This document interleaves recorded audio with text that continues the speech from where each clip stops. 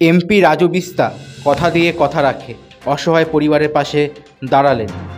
গত 12 ডিসেম্বর 2024 তারিখে চেতনাগঞ্জ এলাকায় মর্মান্তিকভাবে মাটি চাপা পড়ে শিশুর মৃত্যু হয়। রাজু বিস্তা সেখানে গিয়ে মৃত শিশুর পরিবারের পাশে দাঁড়িয়েছিলেন এবং কথা দিয়েছিলেন প্রত্যেকটি পরিবারকে কিছু আর্থিক সহযোগিতা করবেন। সেই কথাগুলো আজ বাস্তবায়িত করলেন এমপি রাজু বিস্তা। শুনবো আজকের এই আর্থিক সহযোগিতাকে কিভাবে দেখছে স্থানীয়রা।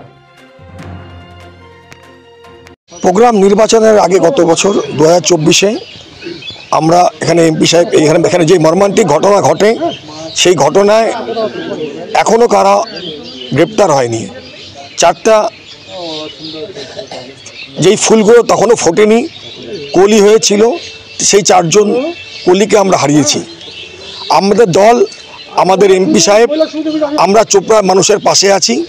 চোপড়া মানুষের সুখ দুঃখে আমরা ভোটের জন্য চোপড়ার সাথে নেই, আমরা চোপড়ার মানুষের সুখ দুঃখ, শীত গ্রীষ্ম বর্ষা আমাদের এমপি সাহেব চোপড়ার মানুষের সাথে আছে।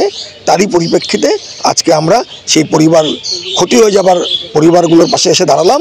এমপি সাহেবের প্রতিশ্রুতি পূরণ হলো আছে। এই ঘটনায় কিন্তু বিএসএফকে কাঠগড়ায় দাঁড় করিয়ে, ভুল, মিথ্যে কথা। যারা এই ঘটনা করেছে তারা প্রত্যেকে তৃণমূলের আশ্রিত দুষ্কৃতী।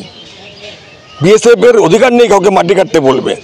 এটা পুলিশ প্রশাসনের ব্যর্থতা, তৃণমূল এখানকার পঞ্চায়েত সমিতি, জেলা পরিষদ সবার ব্যর্থতা। সেই ব্যর্থতার জন্য, তৃণমূলের ব্যর্থতা দিয়ে চারটে শিশুকে আমরা হারালাম। আপনার নাম? আমার নাম সঞ্জয় পাল। শুনবো আরেকজন কি বললেন। আজকে প্রোগ্রামটা ছিল, প্রথমে এর আগে আমরা ঘোষণা করলাম যে 2024-এ 12 ফেব্রুয়ারি যে আমাদের চেতনাগঞ্জ বুথে দুঃখজনক এটা মনে করি আমরা মর্মান্তিক ঘটনা, যে 4টা শিশু মাটি চাপড়ে মারা গেছিলেন। সেই পরিপ্রেক্ষিতে আমি এমপি সাহেব সেই ফ্যামিলিকে 50,000 টাকা করে ঘোষণা করেছিলেন সহযোগিতা করার জন্য। সেটা কোনো কারণবশত একটু লেট হলো আর কি, এমপি বাইরে ছিলেন, ব্যস্ত ছিলেন। সেই যে এমপি সাহেব যে কথা দিয়েছিলেন সেটা সে 4 ফ্যামিলিকে ডেকে এনে আজকে আমরা তাদের হাতে আমরা তুলে দিলাম। কত টাকা করে? 50,000 করে। আর এটি আপনাদের সামনে আমরা বলতে যাচ্ছি, যেটা এই প্রোগ্রামটা হচ্ছে আমাদের কোনো রাজনৈতিক প্রোগ্রাম না। শহীদ ধরতে গেলে যে যাদের 4 জন মারা গেছেন তার বাবা মায় বুঝেন যে কী ব্যথা, তাদের যে ব্যথা, সেই ব্যথার আমরা অংশীদার, আমরা দুঃখিত। সেই ফ্যামিলি যাতে ভালো থাকে, সুখে থাকে, আমরা এটি কামনা করি।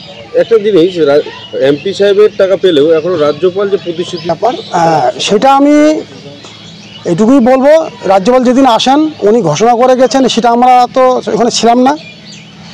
যদি রাজ্যপাল ঘোষণা করে থাকেন তাহলে আমরা সেদিনও বলছি, আজকে বলছি, আমরা এমপিকে বলবো, এমপি মাধ্যমেই রাজ্যপালকে নলেজ দিতে পারে। সেটা আমাদের এখতিয়ারের বাইরে, রাজ্যপাল আমাদের এখতিয়ারে পড়ে না, উনি পশ্চিমবঙ্গের গভর্নর। হ্যাঁ, সেটা আমরা দেখি এমপিকে বলে মানে এই সংবাদটা পৌঁছাবো। এখন আমরা শুনবো পরিবারের অভিভাবকরা অর্থ নেওয়ার পর কি বলছেন।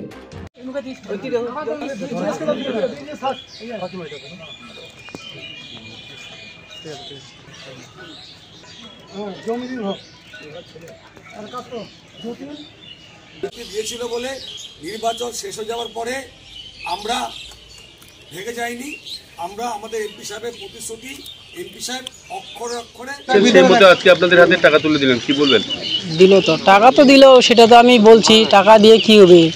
যদি একটা কোনো বিচার ব্যবস্থা না হয় তাহলে কি হবে? আমার 4টা শিশু মারা গেছে, একটা 12 বছর হয়ে গেল, একটা 8 বছর, 8.5 বছর বয়স। যদি বিচার ব্যবস্থা না হয় তাহলে কি হবে? টাকা দিয়ে কি শান্তি করতে পারে? কেমন বিচার?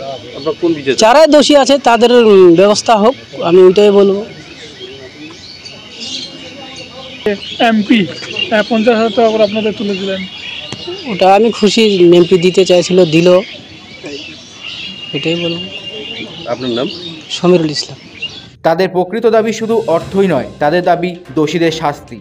এখন প্রশ্ন হলো, দোষীরা কি শাস্তি পাবে?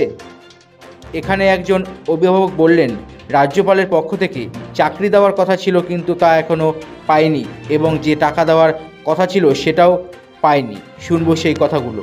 এমপি সাহেব কথা দিয়ে কথা রাখলো, আমার 50,000 টাকা পেয়েছি। কতটা খুশি? খুশি এখন আমি কেমন ছেলেগুলোর থাকলে তো খুশি তো হতাম, টাকা দিয়ে কি খুশি হয় আমরা? আপনাদের এখনো কি দাবি রয়েছে? রাজ্যপালের টাকাটা দাবি রয়েছে, 1 লাখ টাকা করে দিতে চাইছিল, ওইগুলো টাকা আমি এখনও পাইনি। আর একটা করে চাকরি দেওয়ার কথা, ওগুলোও নি পাই। আমার মেয়ে পড়ালেখা শেখার জন্য মাসে মাসে 5,000 টাকা করে দিতে চাইছিল, ওগুলোও পাই, আমি পেলাম না। এটা কি এমপি সাহেবের মাধ্যমে রাজ্যপালকে জানাবেন বিষয়টা? হ্যাঁ, জানাবো। আপনার নাম? কেননা আমি পড়ালেখা অনেকটা করেছি, বিয়ে কমপ্লিট করেছি, আমাকে একটা চাকরি দরকার। আমার স্বামী বাইরে থাকে, রাজ্য সরকার না কেন্দ্র সরকারের কাছে? কার কাছে চাইছেন? রাজ্যপালের সাথে। রাজ্যপাল দিতে চাইছিল একটা করে চাকরি। আপনার নাম? আমার নাম মনসুরা বেগম। নেতানেত্রীরা অনেক প্রতিশ্রুতি দিয়ে থাকে, কিন্তু বাস্তব রূপ কম পায়। কিন্তু এক্ষেত্রে দেখা গেল এমপি রাজু তিস্তা যে কথা দিয়েছিলেন সে কথা রেখেছেন, তাতে এলাকাবাসী এবং পরিবারের সদস্যরা দুঃখের মধ্যেও সামান্যতম খুশি।